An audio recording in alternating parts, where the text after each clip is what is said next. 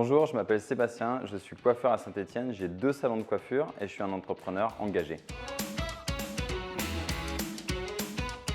La RSE pour nous en coiffure, c'est inscrit depuis pas mal d'années déjà. Toutes les actions vraiment RSE un peu des fois différentes, souvent elles sont nées d'une discussion ou d'une écoute d'un client ou d'un stagiaire. Je fais beaucoup de questionnaires, au moins 1 voire 2 par an, où je demande aux clients ce qu'ils aimeraient. J'ai toujours un client qui va m'apporter une idée sympathique sur l'écologie ou sur la diversité d'accueil des stagiaires. C'est des choses qui sont assez finalement rentrées dans le paysage des salons depuis longtemps. Alors depuis, on essaie de faire des actions un peu plus concernées par l'écologie. Par exemple, on recycle les cheveux maintenant, on les donne pour dépolluer les rivières, les ports notamment du sud. Ça fait maintenant 12 ans que j'ai le salon et chaque année, j'ai les étudiants des Beaux-Arts qui viennent me prendre des cheveux pour créer des tableaux. L'intégration, c'est assez important pour moi dans les équipes d'avoir une équipe diversifiée parce qu'on coiffe tout le monde toute l'année, on a des gens différents. Là récemment, on vient d'embaucher une apprentie qui était en classe adaptée en 3e. Elle fait un début d'apprentissage qui est superbe.